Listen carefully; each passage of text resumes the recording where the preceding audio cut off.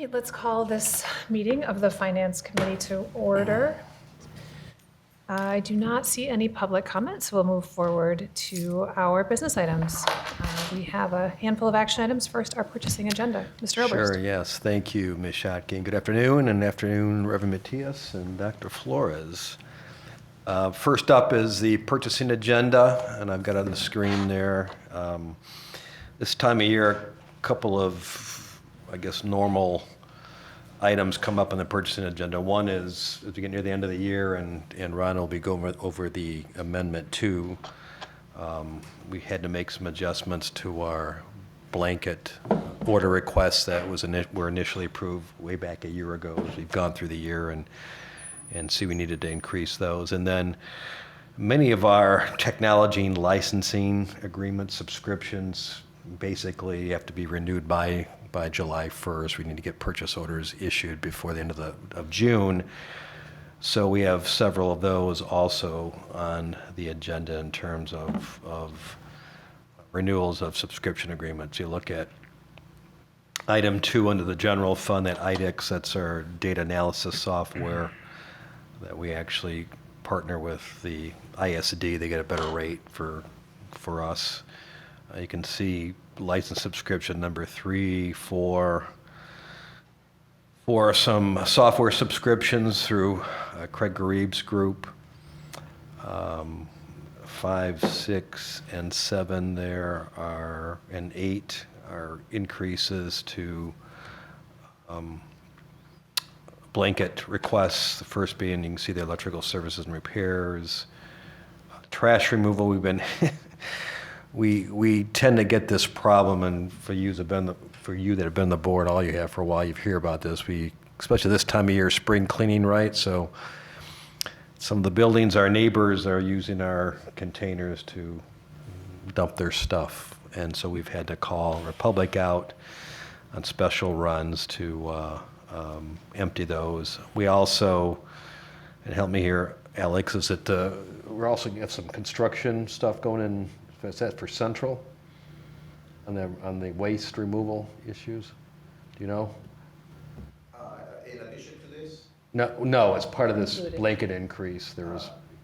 Yes. Yeah, some construction stuff's going on there also. So, and then blanket for EPS for some of our security monitoring, installation, and repair work. And number 8 there, dual enrollment increase for primarily GRCC and I think Ferris also. Then our Part B there, another license subscription up Power School Suite, and then Microsoft Desktop Server Email Productivity, number 2 there.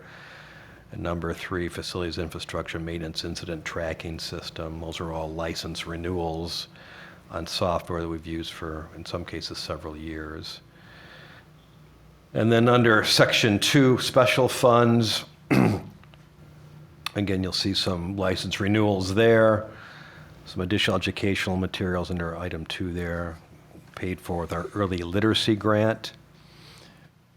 I think the rest of those are pretty much upgrades. Number 7 is a purchase of 7 vehicles for public safety and school security. I think I've mentioned previously, we're going to use ESSER money to buy district vehicles. The only source of funds we have is general fund. We can't bond for vehicles.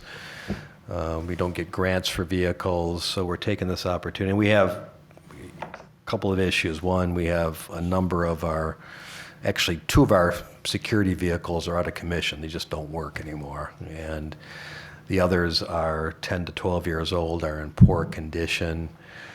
With the shortage in safety officers, they've got to move between buildings more frequently than they had to before. And so we want to take this opportunity, the ESSER funds, to acquire some of these vehicles.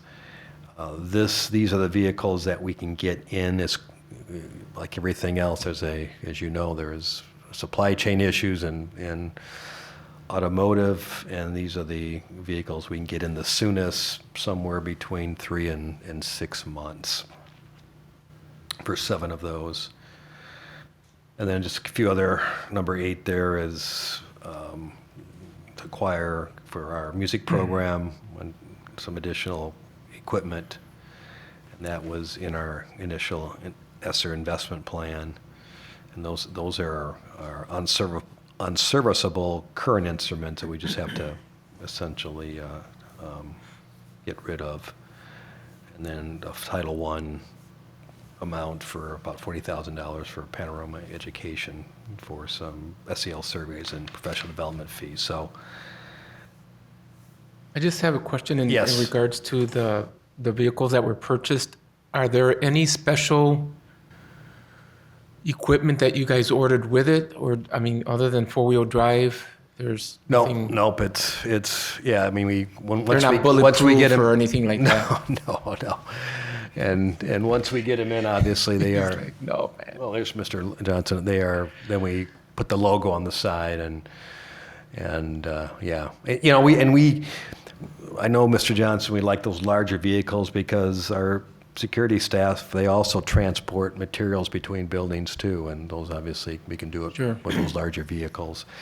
And frankly, not very many automotive manufacturers are making automobiles anymore. You know, it's by and large SUVs. So, and given that we run these things for 10, 15 years, you know, these last longer too. So, A question on that related, obviously they're probably gas engines.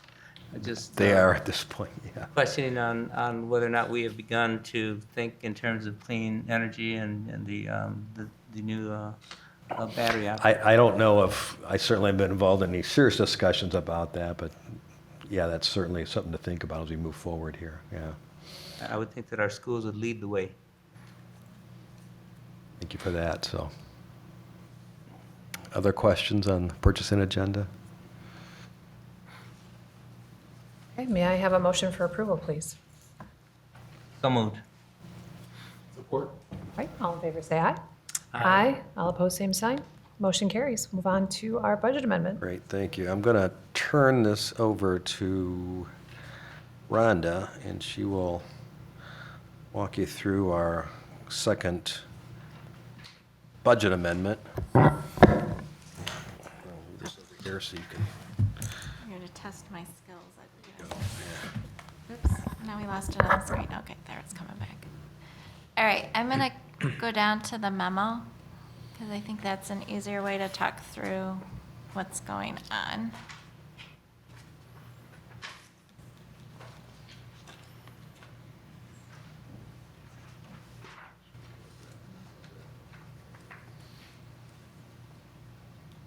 As you can see, just on the summary there, this is going to be a large budget amendment. We're increasing revenue by over $7 million and expenses by over $14 million. So it's probably one of the largest budget amendments I've done in my time with the district. But coming down to the details, a lot of that will be out of the grants. So this is our second budget amendment, is where we try to get closer to where we think projected expenses and revenues are going to be for this fiscal year.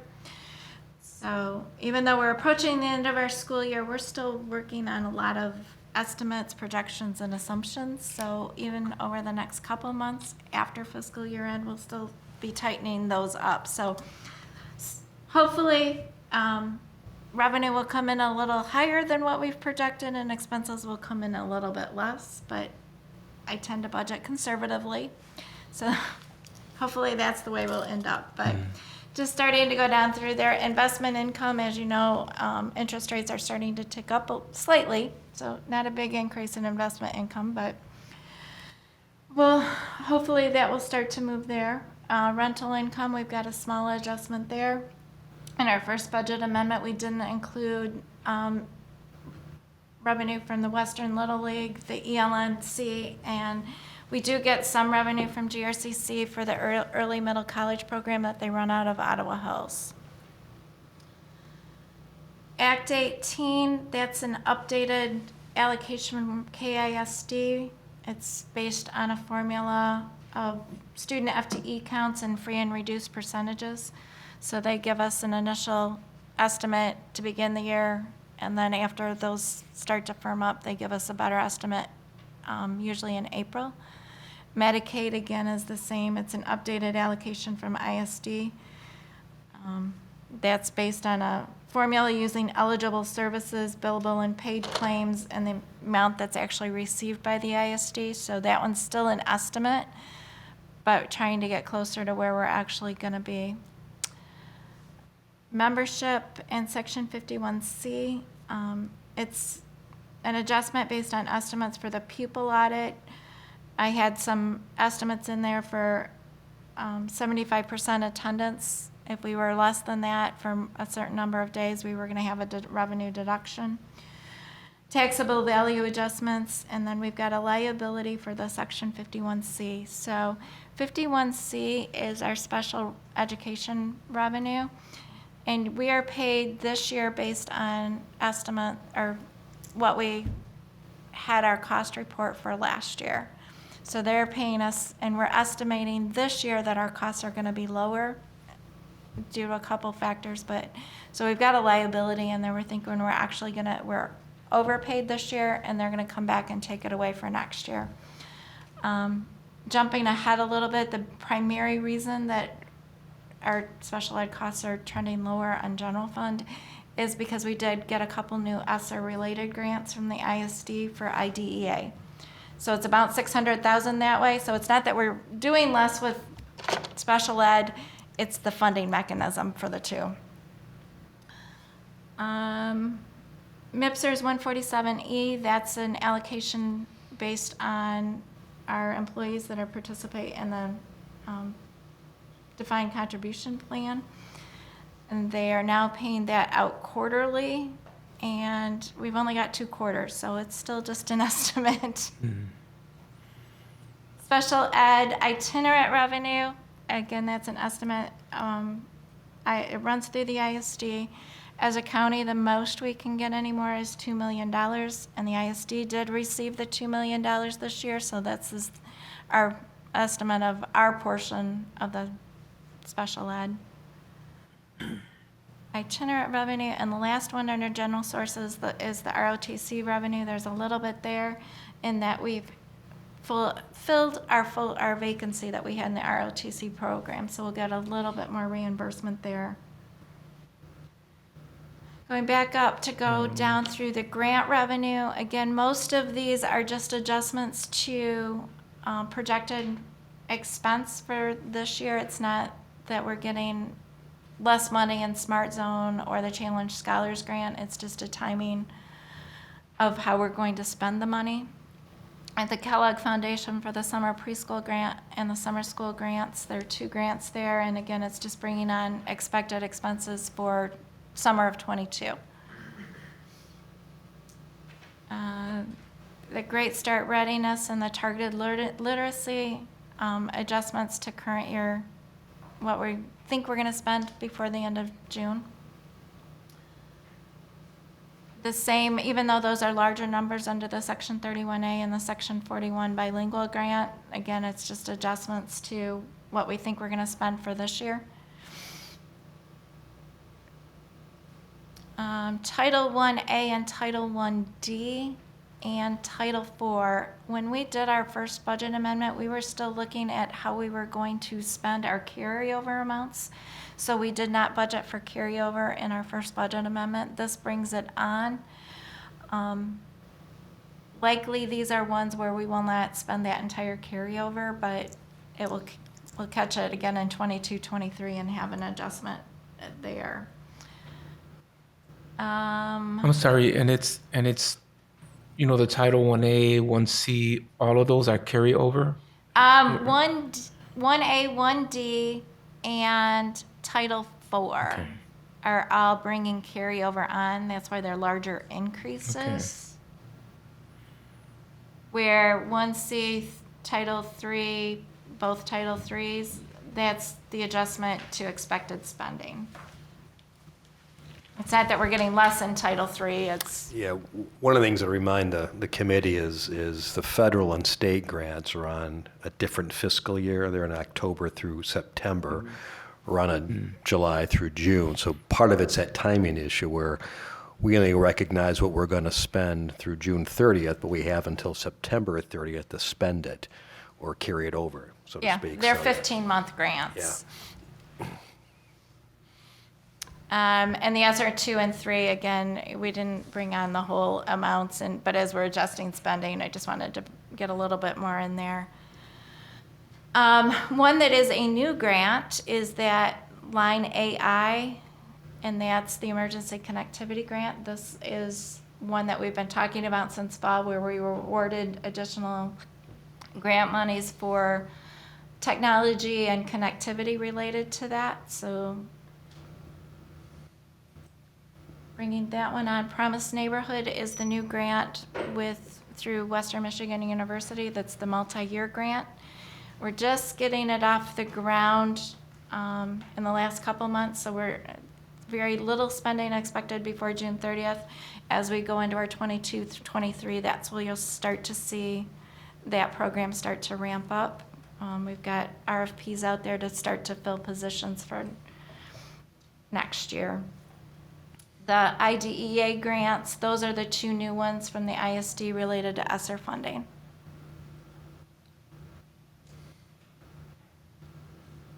Going to expense, athletics revenue. Let's go back up to that one. That one, as part of our ESSER plan, we had planned to use our ESSER funds to support the athletics program and to let the foundation not worry about funding so much the athletic program this year as they were going through their year of transition and we're trying to get back on their feet and all of that. So we had budgeted to have foundation revenue to support the Out of the Great Starts program, but that's not going to happen for 21-22. So that's reducing that revenue out of athletics. Now moving to expense. Salary and benefit adjustments. Those are primarily related to our compensation adjustments, including the second COVID stipend that we issued in March. For instruction, a large portion of those increases were offset by vacancies and the new IDEA grants, so that's why that one looks like it's a very small salary and benefit adjustment. The support services, a large portion of that was related to the compensation study. Almost $1 million of it is related to the principal's compensation adjustments. And then the salary increases also result in the increased FICA and retirement costs. So that's where that was a very large number there. Substitutes and instructional services, we've got increased usage, again, because we've got vacancies. We're using outside services to help cover. Dual enrollment, that is not a decrease, it's a funding shift. We're gonna fund more of those dual enrollment costs with our ESSER grants. Utility costs, we've got better estimates. There's still estimates. We're still getting natural gas bills in from when we were doing more heating. It's also, with last year being out of the building so much and coming back in, what was gonna be the electricity usage, and we've got a lot more devices that we're using now. And so between natural gas and electricity, we've got the large increase for utility costs. Now going down to the next part.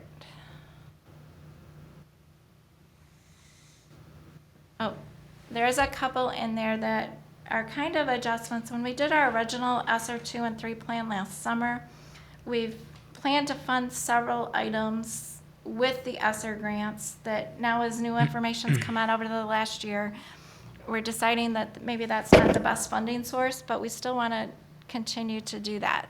So that includes our equipment for grounds and athletics. So that's the $698,000. We're still going to fund it, but we're going to fund it with general operating funds.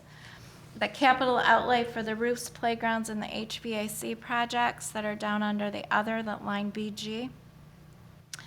And there you'll see the transfer to athletics again. So that's part, it's increased partly because we don't have the revenue through the GRPS Foundation, but also they've got the increased cost.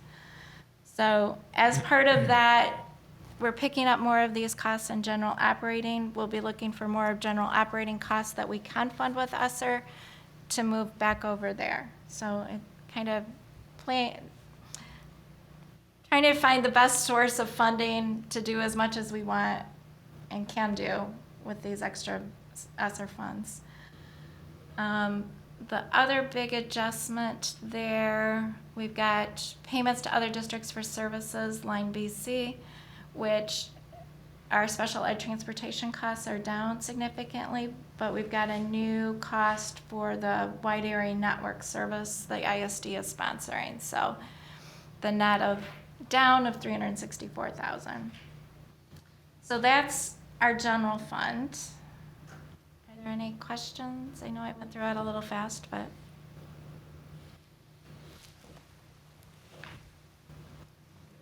Before you jump to the front, Okay. let me just show you what that looks like in terms of fund balance. Again, remember that the grants column is zero impact on fund balance. Revenue is expenses. So it's this first column where we had a decrease of, up here. We used about $6.5 million of fund balance. So let me just quickly, you've seen this before. I've updated our fund balance worksheet going back a few years, but if you look at the far right there, the kind of purplish column, Amendment 2, at the end of Amendment 1, we believe we're going to be at around 20 million or just almost 14%. This Amendment 2 would use some of that fund balance down to about 13.8 million and just under 10%, which I'll remind the committee that's the board goal every year is hit around 10%. So, and as Rhonda mentioned, we're conservative on these amendments. So I'd like to think when the audit's done here in October that we'll be right around that 10% fund balance threshold, if you will. So, so that's where you stand. And Amendment 2 would let you folks know that you're not going to approve an amendment that'll get us into a deficit position. So. Any questions or discussion? I mean, I just do appreciate how you guys have to keep track of all of that. It really is amazing, I mean, for us lay folks, but for you guys to be able to explain it like that and have us see it, I really appreciate it. And to manage the influx of grant funding, for which we are so fortunate to receive, but I know it's no shortage of administrative work. And I do appreciate the fund balance look too. I recall sitting here back in probably, December when we had the budget amendment, and your feedback to us was this is a snapshot in time. It is not indicative of where we might be after we see where the dust settles with grant funding. So delighted that we're near that 10% though. That is a healthy place for us to be. So thank you. Yeah. Okay. You want to approve this, you want to run to jump into the other two, which won't take much time. Sure. Why don't you go through all three of them and then we can Okay. just run through approvals. Special revenue, as Larry pulls that one up. For the food service, we didn't do an amendment. We were still working through that program through the COVID years, and even continuing into this year's operating a little bit differently. So we were still working through what some of those changes might look like. So we didn't amend in the first budget amendment. So you're seeing it all come through here. On investment income, we were still carrying a large budget for investment income that wasn't realistic to what current interest rates and what the amount on hand to earn interest was. So that's bringing that back down.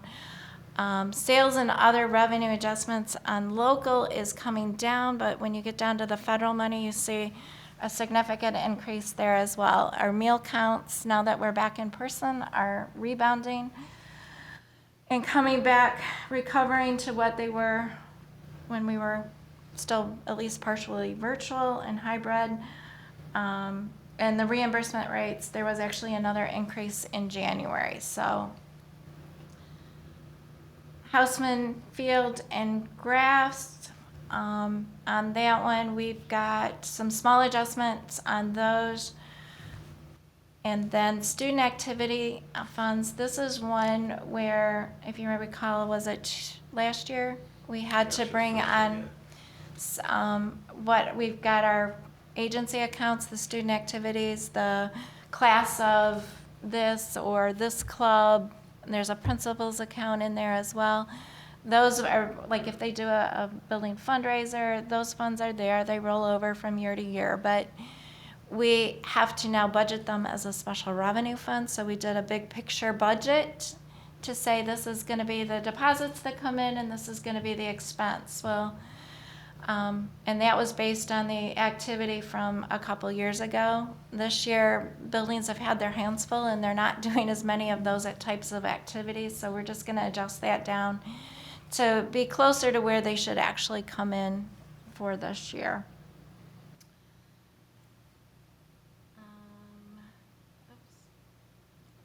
Is that it? Oh, it's all, I forget. This one's not as big. So salaries and benefit adjustments, again, food service has got adjustments like the other funds for compensation adjustments and the COVID related. A little bit with food and merchandise costs as well. That is special revenue. Questions or discussion? Okay. And the last one is debt retirement. And at this point, the only adjustment that we are doing there is an adjustment for property taxes. We don't do a memo on debt retirement. It's usually pretty straightforward. So we're bringing that estimate down a little bit based on actual collections. Okay. Any questions about that? If there's no questions or discussions, we'll go through and approve each of these. So may I please have a motion for approval of the adoption of budget amendment to general fund? So moved. All right, all in favor say aye. Aye. All opposed, same sign. Okay, that motion carries. May I please have a motion for approval of the adoption of budget amendment to special revenue fund? I move adoption. Support. Thank you. All in favor say aye. Aye. All opposed, same sign.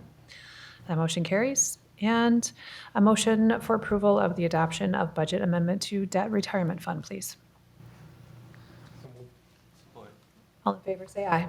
Aye. All opposed, same sign. Motion carries. All right, move forward to our donation.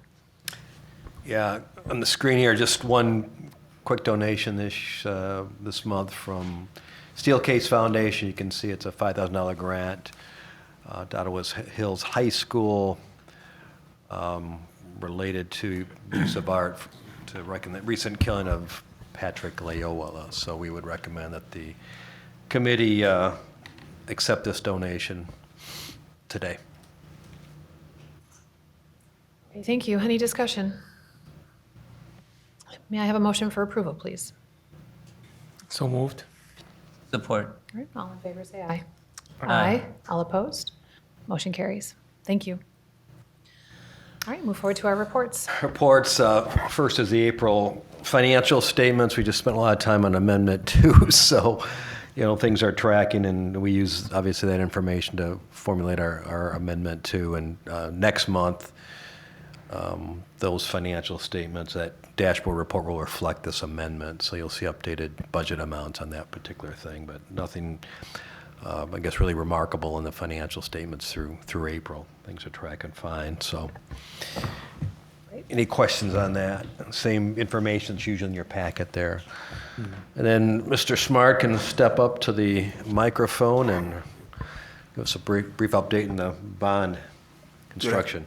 Thanks. Good afternoon, everyone. It would be brief. Typically, they are on the bond front.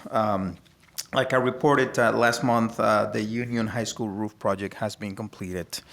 And we are actually in the process of doing the contract closeout for the renovation project at Union High School. I guess that's what I'm talking about, Union High School. So we're in the process of doing the contract closeout for that and doing the other administrative due diligence that we have to do for the roof. The Ottawa High School roof project, it's ongoing. We've been having a little bit nicer weather nowadays, and we're anticipating that it will be done, the completion will be the end of June. Most likely it'll be a little bit before, but we have a little bit of a leeway there, and we're doing an EPDM roof. And the last project that we have under the bond is Center of Innovation Central. We're pretty excited that the project, the construction has started. We are doing tuck pointing and masonry restoration that has started, and we also started the demolition work, which got a little loud, so we had to move the work to the second shift. So they've been doing demolition work after we're all done with classes, which makes sense. We thought that because they were going to be way down in the basement, it was going to be okay, but that sound moves through pretty easy. The rest of the project will begin June 9th, which is the day after our students go home. So we're pretty excited about that and moving forward. What is the scheduled completion date for bond work? Do you recall? That I don't know. For Innovation Central, what's the scheduled Oh. completion date? Do you know? 2 years. 2 years, okay. So it will be done in 2024. Thank you. That's what I have. You have any questions? Any others? All right, thank you. Thank you. Thanks, Alex. Move on to policy. It's been a busy month in Lansing. First item there on the screen is, I think it's a really nice little comparison of the executive budget proposal, the House and the Senate. It focuses on some of the key areas that we as a district and you as board members focus on. What's interesting is, it's not in this document, but the three proposals in terms of total dollars are fairly similar, but there's a huge difference in how they allocate those dollars. And you can see foundation allowance, the executive and the Senate are pretty close, and per pupil increase, the House a little less. But what I find interesting, I'll go down here to the Senate. Senate doesn't like a lot of what the House and the governor like, but they've got ton of money, about over $1 billion in two areas. First, if you look here, University MIPSR's additional payment obligation. There are 7 universities you can see there that are still in the MIPSR's retirement plan, and the Senate's proposing that we pay off that accrued liability. Remember again the total accrued liability in that MIPSR is in the neighborhood of $35 billion. And they want to take $581 million of it and pay off the higher education amounts. And then they have another up here, school consolidations. $500 million set aside to encourage school district consolidations, and that would be to pay off any existing debt that schools who decide to consolidate would have to pay off that debt. That's what those dollars. And what's interesting is back under the Snyder administration, for 3 or 4 years, he had, and actually it got into law, he had $3 to $5 million for 3 or 4 years in a row available to help schools just discuss consolidation. And every year, there was about 98% of those dollars remain unused. So there's not much of an appetite for school consolidation right now. And I don't know what their thinking is, but I don't know that $500 million is going to go anywhere. But anyway, this is a starting point where the House, Senate, and Executive Conference committees will have to reconcile. And they can begin that process because the second item in there, hot off the press from Friday's revenue estimating conference, I'm looking at table 2 here, which is really the key summary. It was quite good news. Again, the crack economists, there's House, there's Senate estimates, and then University of Michigan estimates. And if you look at this summary at the very top, you'll see where the first there, the general fund, net SAF is us in the middle there. We have the current fiscal year that we're in currently, which ends for the state in just a few months, and then fiscal year 23, which will form the basis of the conference committee and reconciling those 3 proposals we just looked at, then projection through 2024. So the first column under 2022 and 2023 you'll see is the January consensus. And if you look at the school aid fund, you see the change from consensus there in fiscal year 2022 of almost 1.3 million. So they were $1.3 million short back in January. So 4 months later, another $1.3 million has become available in this current fiscal year.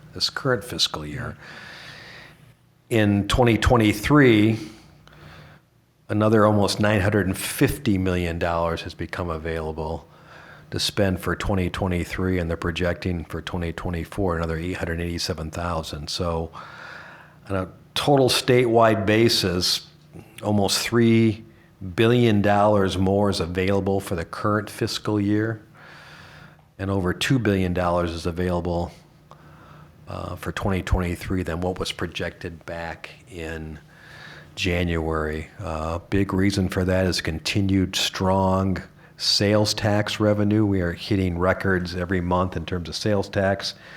As you know, the school aid fund is funded significantly with sales tax revenue, and just regular income tax collections are above projections too. They think it's going to cool off at some point in time, but anyways, and so the good news for us, so there's plenty of money available for the second year in a row. You'd think they could folks in Lansing could come to a simple and a quick resolution, but I wouldn't necessarily count on that at this point in time.